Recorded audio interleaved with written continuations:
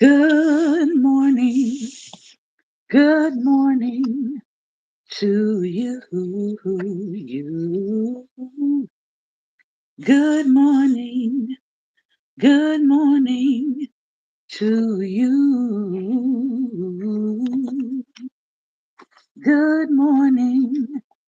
good morning. Won't you share with a friend or two? Good good morning to you. You.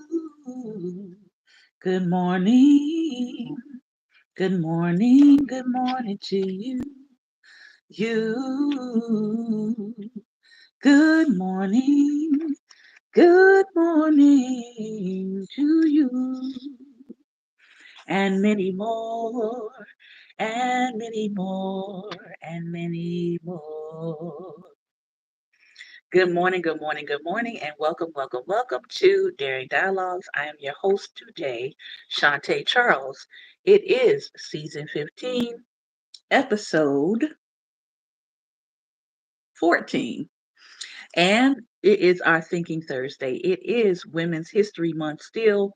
We are wrapping up, and as we know, there is a lot going on in our nation surrounding women. There's a lot going on in our nation surrounding all marginalized groups. And one of the reasons why I created this shirt is because I was in prayer one day and praying about the things that was happening in the world and happening in our nation, and this thought came to me.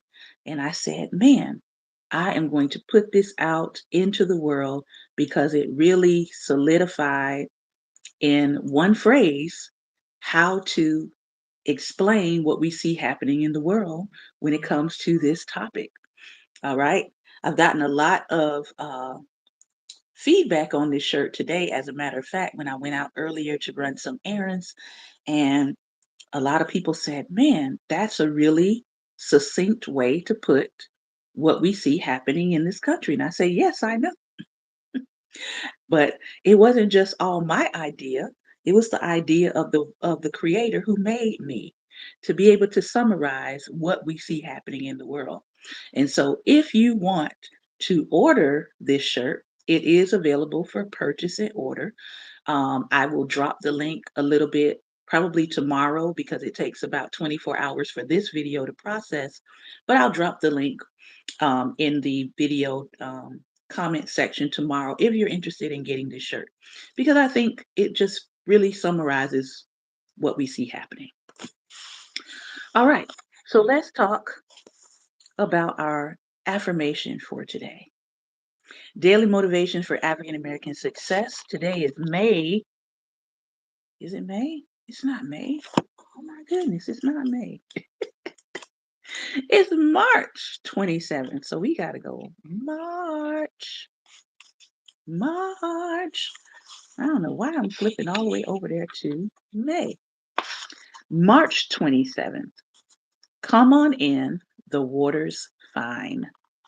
Thomas A. Dorsey, father of gospel music, had this to say: money doesn't make the man.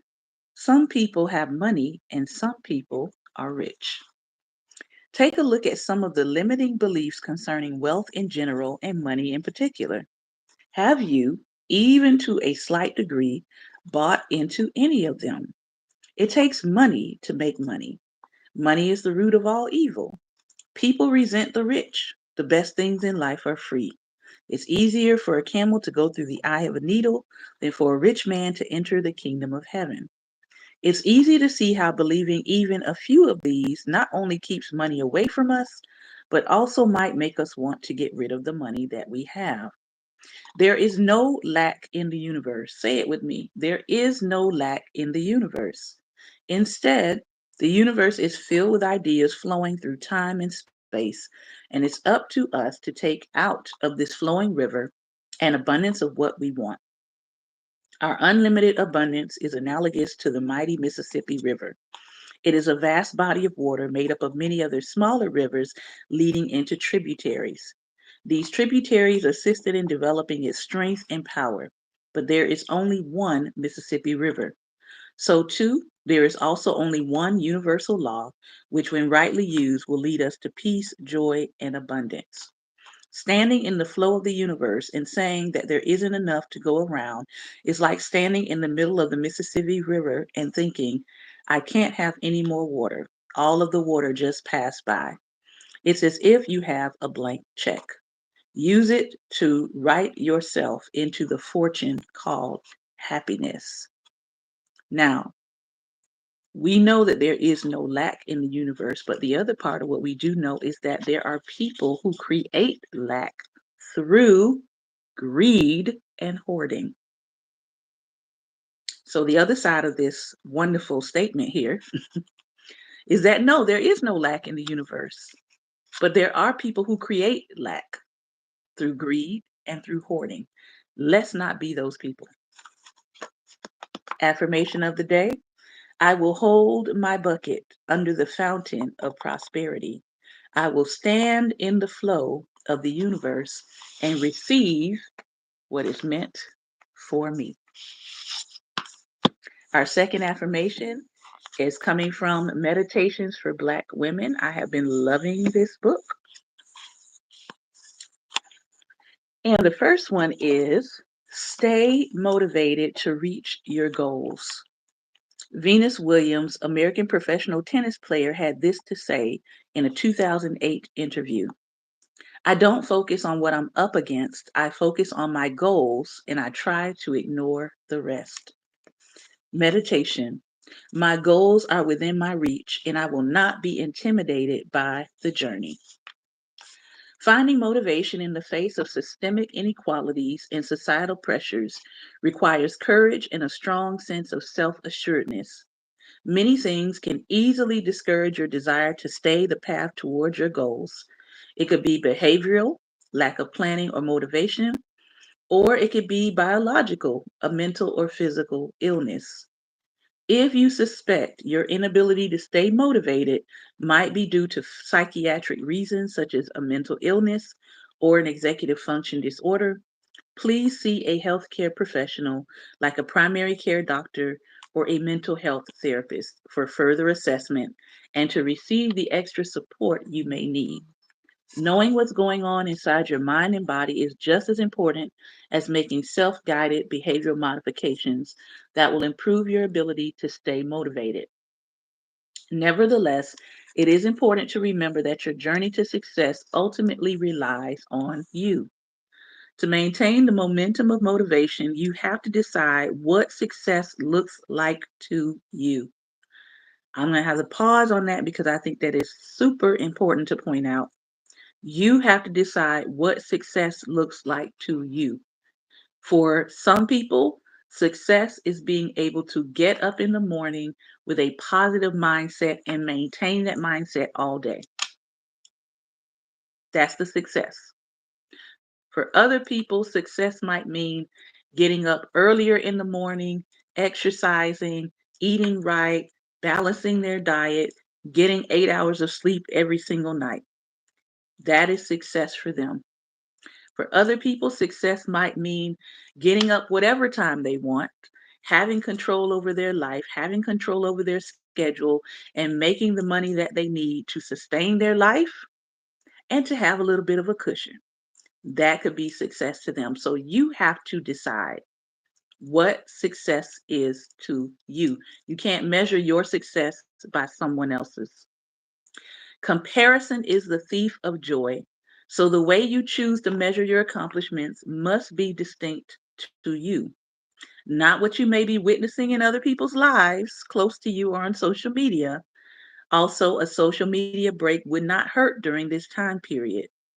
Use the define success for yourself meditation later to dig deep into what success looks like and means to you. Following the following will also help you to stay motivated. Joining a community that supports you, having your own self-care routine that prioritizes your needs, and an intentional meditative practice of challenging your negative thoughts that come into your mind. All in all, it's about focusing less on the barriers and distractions to your goals and more on how you can reach them. Reflect on ways you can remove the things that distract you from reaching your goals. And now for the second reading, which I think was on prime time as it's Women's History Month, and it's actually one of my favorite people that they're talking about in this book. This one is entitled Speak Up for Yourself. This is another thing that I cannot emphasize enough. There are a lot of people that are speaking up or they're speaking for other people in this hour. I am one of those people. I don't need you to speak for me. I can speak for myself. I can tell you what I want. I can tell you what it is that I need. I'm very clear about the things that I need in my life, and I communicate those things with people who are close to me. I communicate them with my family. I communicate them with my friends. I communicate them with my spouse. I have learned that if you do not speak up for yourself, other people will either assume they know what you want and they'll start giving you stuff you didn't ask for, neither did you want. And then you start having to discard things, and then people get their feelings hurt because they gave you stuff that you didn't need, you didn't ask for, and you didn't want. So, speaking up for yourself matters not just in um, the realm of outward things like political and your rights and all that, but just speaking up for yourself in general, being clear about what it is that you need and what it is that you want. Working on your communication skills to improve your relationships overall is very important. Fannie Lou Hamer, American civil rights activist, said this: "When I liberate myself, I liberate others. If you don't speak out, ain't nobody going to speak out for you." Choosing to speak up for myself gives others permission to do the same. Learning to speak up for yourself is crucial to your well being, especially as a Black woman. This is because history shows that when Black women start talking, people listen, then mobilize, and systems of oppression begin to unravel. This is probably one of the main reasons why Black women speaking up and speaking out is often attacked, vilified, demonized, discredited, and disrespected. And yet we still do it. And the powers that be would prefer if we just shh, be quiet. Well, that's not going to happen.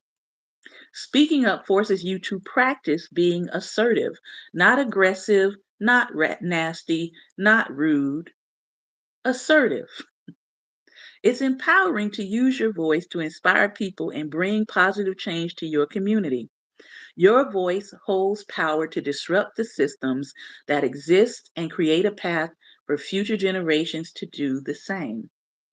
Part of the reason why I use my voice, number one, is because the creator told me to. Number two, I didn't used to talk a lot, believe it or not. I used to be a very, and I still am, a very internal person, meaning I could have thoughts of my own, hold those thoughts, hold conversations with myself about my thoughts, put them in my journal, and never express them. Until one day in 2016, when the creator said, "I want you to get online and I want you to start reading out loud." And I was like, huh? I don't feel like doing that. Well, here I am in 2025, and this is one of my favorite things to do. I also understand the power of my voice because long after I am into another realm, somebody will have this video. They'll be able to go back, they'll be able to look, they'll be able to see and hear and read what were we talking about in the year 2025? What were we thinking? What was on our minds? So I understand that a part of the power of my voice is that I'm creating a path for future generations to do the same. It is the same with my writing. I've been writing now, I cannot believe it, for 20 years. I just got an email this week from someone who was holding my feet to the fire, telling me that I need to write another fiction book. And they were very detailed. They gave me a very long explanation as to why I need to write another fiction book. And it touched me because that person said that they've read other works, but they cannot seem to stay focused and engaged in the storyline like they have with my books. So they encouraged me to keep writing. Now, I put that out here because some of y'all are going to hold me accountable and say, when is that fourth book coming out? I'm okay with being held accountable. Just let me know. Hey, we haven't seen that book yet. Is it coming?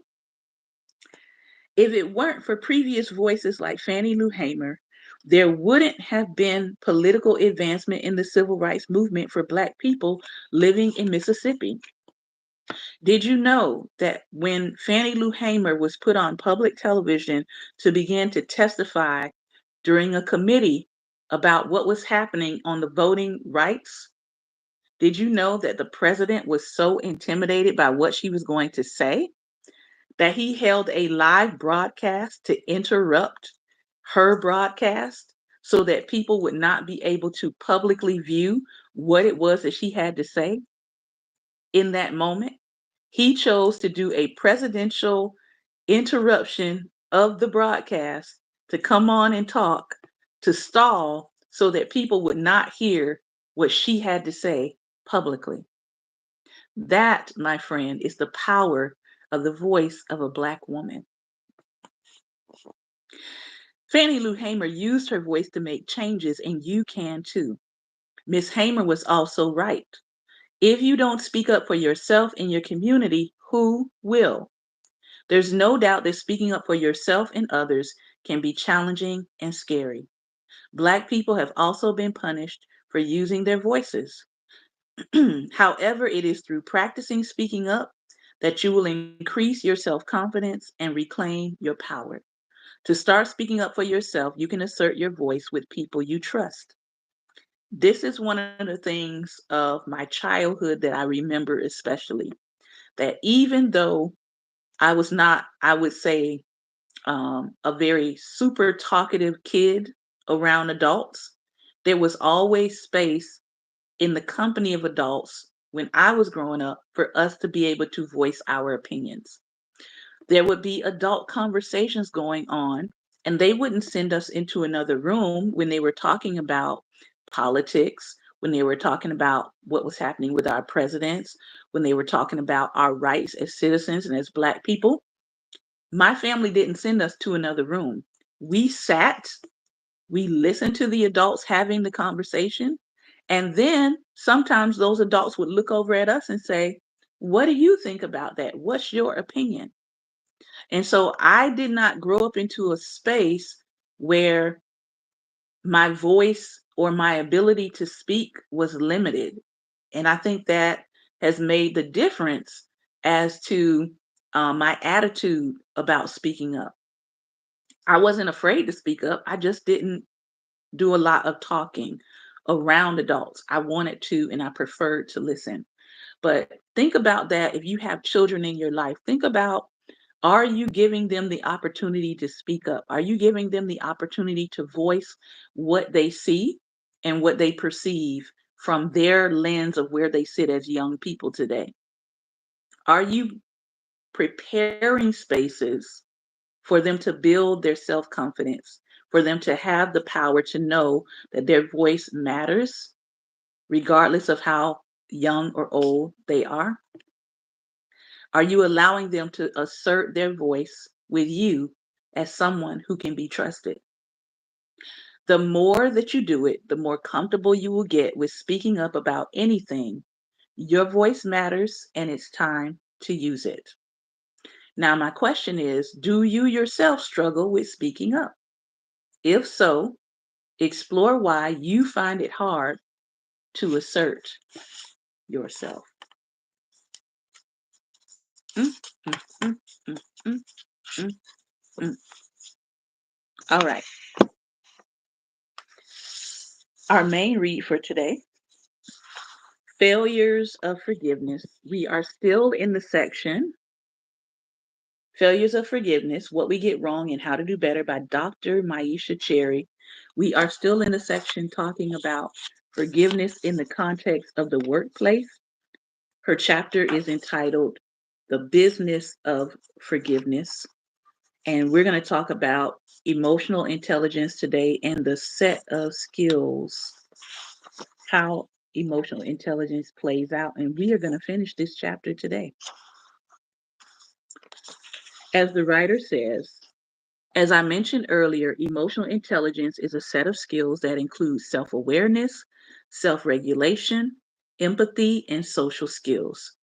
Those who are self aware have a deep understanding of themselves. Self aware people are also aware of their emotions and how they influence other people. A self aware person will recognize their emotions and attempt to either moderate them or use them constructively instead of taking it out on their innocent coworkers, their frustrations over being mistreated or misunderstood.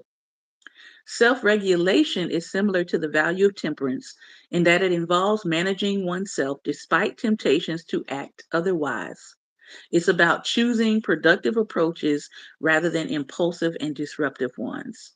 So even when a coworker is uncivil, a self-regulated person in a climate of respectful cooperation is likely to still respond with kindness instead of rudeness, even though they may feel tempted to be rude. Empathy, as we discussed in chapter 6, involves imagining ourselves in the situations of others, and it also involves considering other people's feelings. An empathetic person acknowledges other people's fears or worries and listens to their concerns. This affects how they speak to others, solve problems, and manage teams. In a climate of respectful cooperation, employees will be encouraged and expected to speak to others with tact. When an employee brings a complaint against a coworker and sees that their supervisor listens and shows concern for their well-being, the employee is likely to respectfully cooperate instead of sabotage others or act out in disrespectful ways. Social skill is the ability to build bonds and maintain important connections with others. It's the ability to work and coordinate with others. Social skill does not require that everyone be an extrovert or a people person. Rather, promoting social skill involves encouraging employees to connect and respectfully cooperate with others across different backgrounds and experiences despite past office offenses. A climate of respectful cooperation will also benefit from emotional intelligence of another kind, which I refer to as feminist emotional intelligence. This kind of intelligence is the ability to be attuned to the ways in which gender, race, and stereotype can negatively affect how we read people's emotions and interact with them. Asking a woman coworker if she is upset because she has her cycle on, as Dwight did in the Office episode Women Appreciation, would show a lack of feminist emotional intelligence. A person with this intelligence will be vigilant to prevent stereotypes from affecting their behavior. When a coworker brings a complaint against them, instead of assuming that they are acting emotional because they are a woman or assuming they are overly aggressive because they are black, an offender will listen and take them and their complaint seriously. This is likely to welcome a benevolent response from those who are feeling aggrieved. Lastly, in a climate of respectful cooperation, stakeholders are careful to make sure that they do not promote positive values that can obscure and invite wrongdoing. Recall that leaders can engage in the hurry and bury ritual, using forgiveness to cover up the wrongdoing of powerful CEOs. But forgiveness is not the only attitude that we misuse for unjust purposes in the workplace. We can also misuse resilience in a similar manner. Resilience has become a hot topic in the field of management and leadership studies.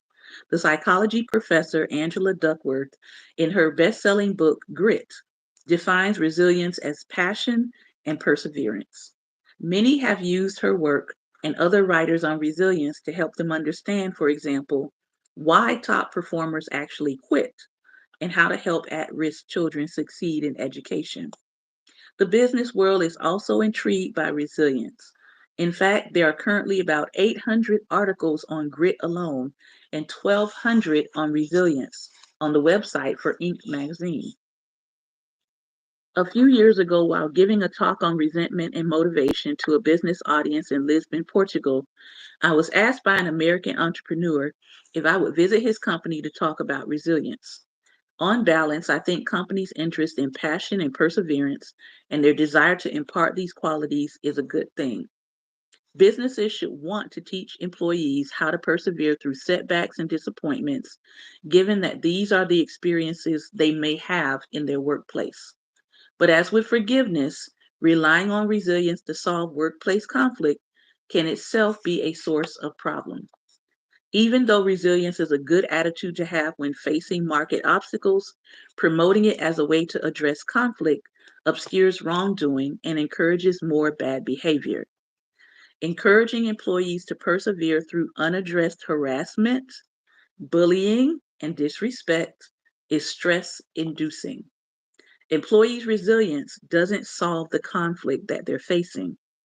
It may allow them to jump over it, but conflict will always remain unless it is dealt with effectively. This stress can build up over time and eventually explode into vengeance and division, something that we have seen far too often with workplace violence. Far from the benevolent actions and respectful cooperation needed for any successful workplace. Although it may sound more empowering to motivate employees to persevere via forgiveness, organizations will do best to promote values that address the wrongdoing rather than values that cover it up. Finally, forgiveness has become a buzzword in the business world, but like all buzzwords, it has lost much of its original meaning, while unfortunately, other more helpful alternatives have been forsaken. The workplace will benefit from recognizing that while forgiveness is one way to address incivility and wrongdoing, there are other effective and collaborative ways to do so. It's important that we do not oversell forgiveness at the risk of encouraging further misconduct, condoning the actions of bad actors in a company, and limiting the range of options available to us when responding to conflict. Nor is responding to conflict and wrongdoing a task only to be taken on by the victims. All members of an organization can and should work to promote a climate of respectful cooperation. As we will see in the next chapter, we can also benefit from this advice when we go online. Ooh wee. So the next time we get into this book, we're going to be looking at the topic canceling versus forgiving. Now we know that canceling is a big thing online. Um, some people absolutely hate cancel culture. Some people feel like it's overboard, or they feel like people are being canceled for things that they should be able to learn from or able to come back from, right? So we have one side of the aisle that feels like canceling is overboard. On the other side of that, we have people that say not enough canceling is happening. Cancel them all. Don't follow them. Demonetize them. Stop buying their products. Boycott, et cetera, et cetera, et cetera. So next week, we will look at canceling versus forgiving. What is the difference? When is it appropriate to cancel? When is it appropriate to use the tools that offer the person a way to come back into community? All right. And we know that canceling happens on a micro level, right? You can cancel or decide to unfollow, block people.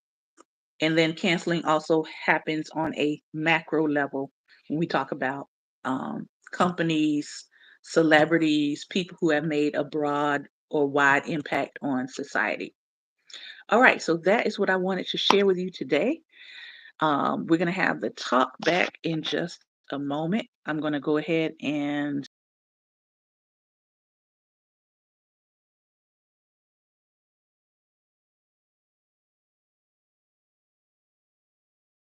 so when you see that, good morning, good morning, good morning to those of you who are coming in. I want to thank you for your time and attention.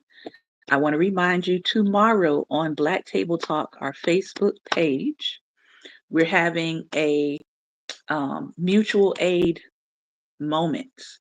So at 12 p.m., from probably about 12 p.m. to 1 p.m., we're going to open it up, and you must have Cash App to participate. Anybody who is in need of some mutual aid, think gas money, think Uber money, think grocery money, think lunch money. You're in need of something of that nature. We will be distributing some mutual aid tomorrow at 12 p.m. Eastern Standard Time on Black Table Talk. That's the Facebook page. You want to find it today. If you are not following, and go ahead and follow.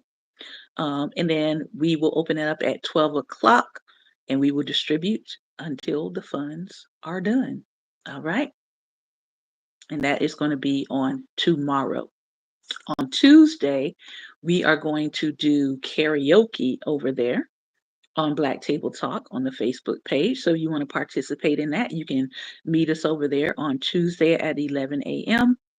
And then I will download the video after we're done, and I'll post it here um, later in the day. All right. Um, Pastor Ben, let me know if you got that link to join. I sent it by email. Let me know if you got it, and then you can click on and add yourself.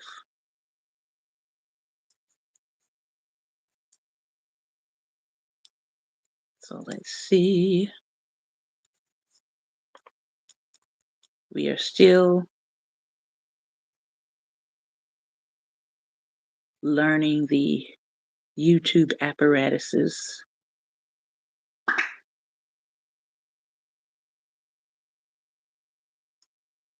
So we'll give it another moment here.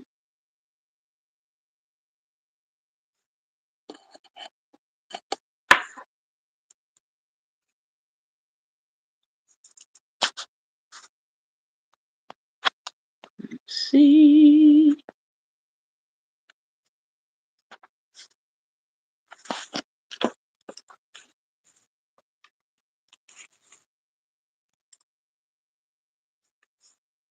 I don't see a response yet. Okay, you got it and clicked it, and it brought you back there. Okay, send invite link to guest. Copy link.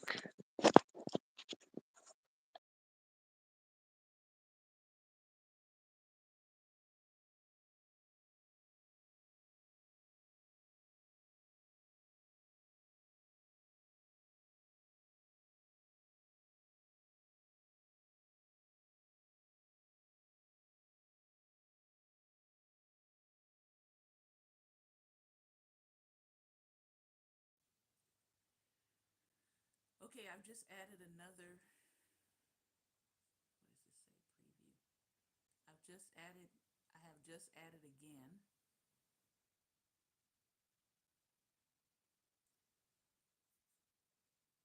I just added the link again.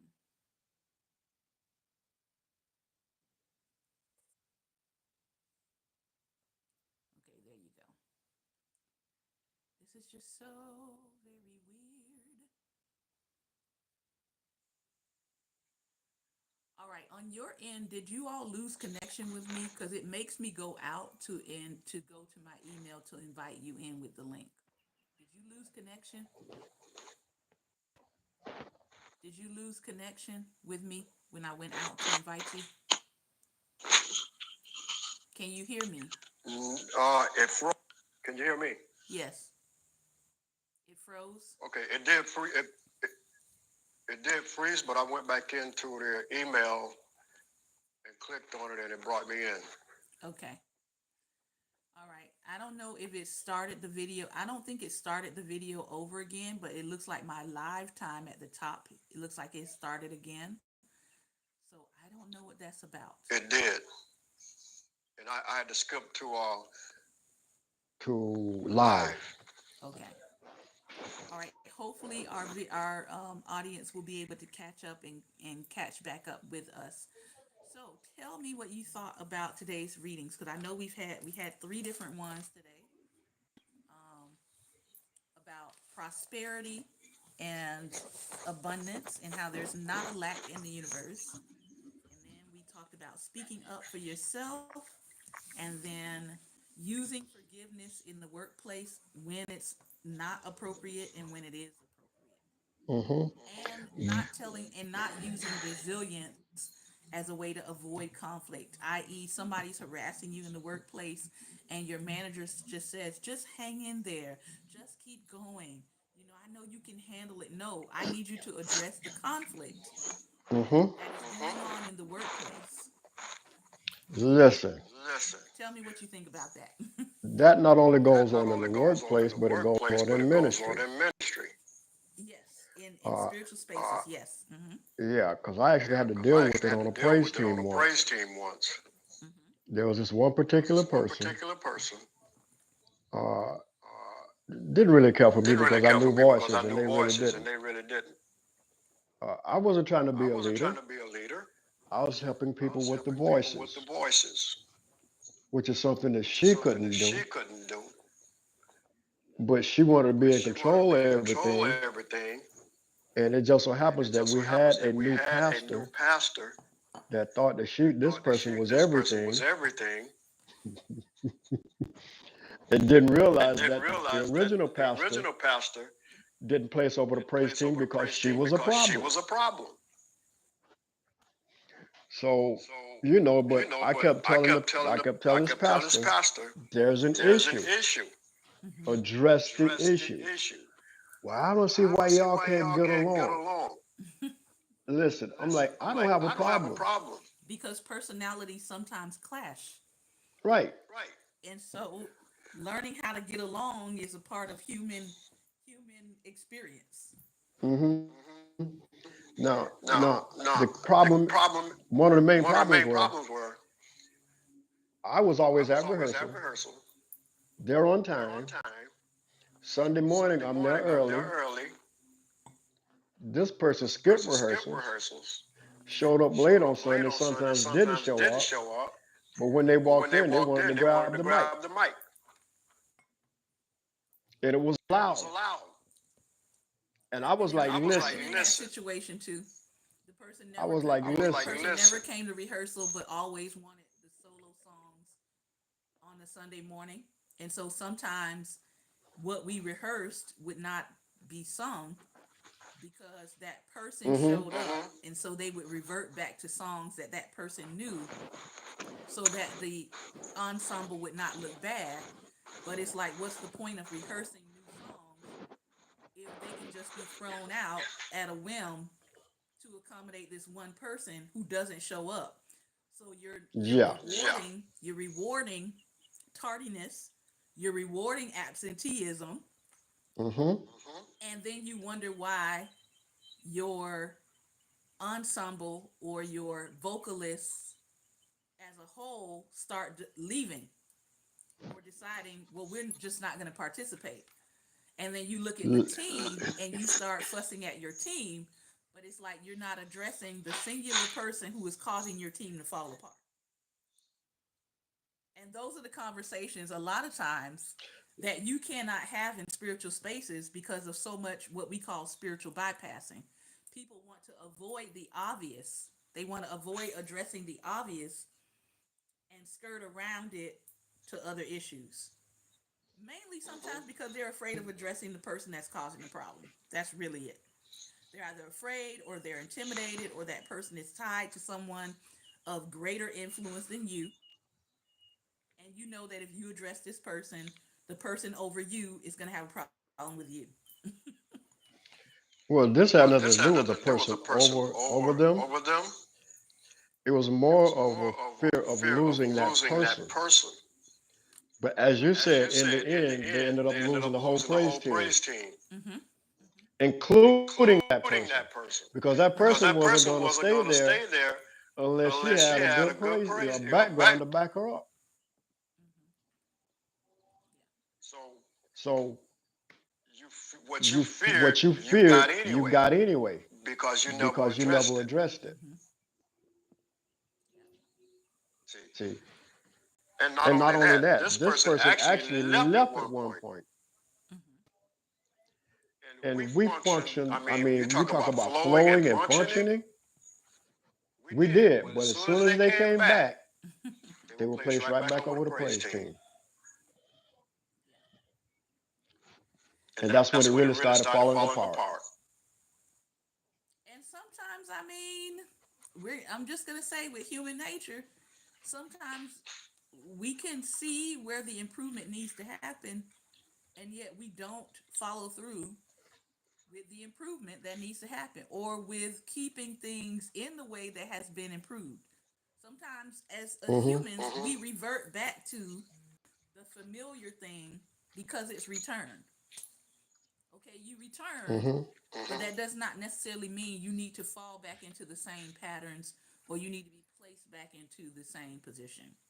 And again, that relates to not only spiritual spaces, but secular spaces as well, what we would call them secular spaces. Hmm. It's the same idea.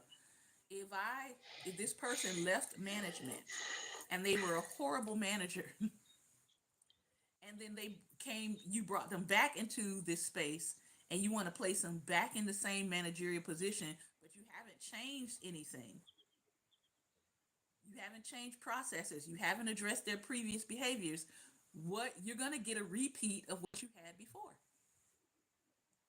because you didn't change anything. Hmm. You put that person right back in, and it's like, are you going to address what happened with this person, or are you going to let them continue on? And in so many organizations that I've been a part of, I have seen people let them journey on, and Hmm. the destruction that they leave in their wake, and people wind up, and you wind up losing good workers, good employees, because you choose to keep the one or two people that are problematic. Yeah, Yeah, and here's the and other here's the part of other that. part of that. I was the one I was being the held one being held responsible. responsible. Yeah, Yeah, I was the I one that wasn't the was one that placed was placed over it, over it, but I was the but one I was being the held one being held responsible for responsible for all the all the shortcomings. shortcomings. So I just So told I him just straight told up. him I said, straight up. I said, and and it came to it a came to point a point where where nobody showed up nobody for showed up for rehearsal, rehearsal, including me. including me. Mm-hmm. And the pastor And the wanted to pastor know wanted to why. know why. I say I say because it because doesn't it make doesn't make sense sense for us to come for to us to come to rehearsals. rehearsals. We We rehearsal rehearsal, and we can't and we do the can't do songs the when you're songs always when talking you're about always we talking need about new we need new songs, songs. but we can't But do we new can't do new songs when the songs person when the that you person that placed you over placed the over the praise team praise team is not is there, not and then there, they get and up then there they on get up Sunday there on morning Sunday morning and just do what and they. just I do mean, what they. we I know mean, that we know stuff. that We know the stuff. old We know stuff. the old So why stuff. So why rehearsal? rehearsal? Everybody else putting Everybody in else their putting in time. their time. So So I I talked to them. talked to them. I asked I them, what asked do them, y'all what do want to y'all do? want to do? And that's what they And that's said. what Well, they we said. don't Well, want to we don't want to rehearse rehearse because it doesn't because it make sense doesn't for make us to sense for come us to out come there. out there. We go through We this go new through this stuff new and we stuff and can't we do it can't do it because because the leader's the not leader's there, not there. and And they when they, they walk when they in, they walk want to in, do they what want they to do want to what they do. want to do. So So I wasn't the I wasn't leader. the leader. I was just I there was all the just there time. all the time. But I'm the one But I'm being the held one being held responsible. responsible. So So you want to make you me want to make me responsible? responsible? That means that That I got means to that I handle it got to my handle way, it my and way. that's what I And that's did. what I did. And that was when And the that was praise when the team praise team started falling started apart falling because apart they because all they felt all that felt listen, that, we don't need listen, to we be don't need doing to be this doing anymore. this anymore. Sad and unfortunate. Sad and unfortunate. Hmm. Final thoughts. I know we've kind of focused on the last Yeah. reading. Yeah. Speaking up for yourself. How important is that?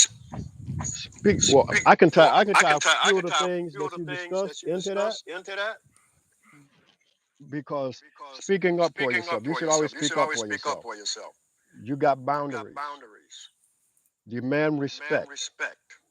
Now let's flip Now that let's into flip some that of the into other some stuff of the that you other stuff talked that you about talked because about because we're at a we're at a time and time we see and we it see it that that you got you certain got people they certain can people do they can do some of the most some of the terrible most terrible things, things. Mm-hmm. Mm-hmm.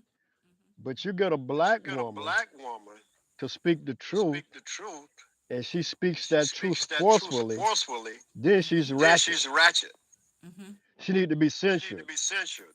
Mm-hmm. When you got these When you got these blonde folk blonde folk who seem like their who brain seem don't like their even brain don't function even that can say function and that do can say and do anything, and anything, it's not a Mm-hmm. and it's problem. not a problem. Mm-hmm. Stay true to who Absolutely. Stay you true are, to who you regardless of are, who likes it regardless or of who not. likes it or not. That's it. Excellent. Speak That's up. it. Stand Speak up for up. truth Stand up for truth Yeah. and what's right. and what's right. They don't have to They like don't it. have to like it. Be Be satisfied in what you're satisfied in doing what you're and doing stand and on stand your on your peace. peace. Mm-hmm. Absolutely. Absolutely. Well, I want to thank you for your time and attention today. And tomorrow we will be back. I believe that we're going to start reading the nutrition book on tomorrow. We'll start getting into some things about nutrition. I think that's going to be super important considering the time in which we are now in, where things like health initiatives and research and all of that is being defunded. Information about research is being taken down. I think it's really important for us to start making sure that we are shoring up what we know about our health and how to take care of our bodies. So we will begin that book on tomorrow. Remember, light is the most daring opposition to darkness. So continue to go out and be what, Pastor Ben? Light. Light. Light. Take care, everyone. Be well, and most importantly, be light.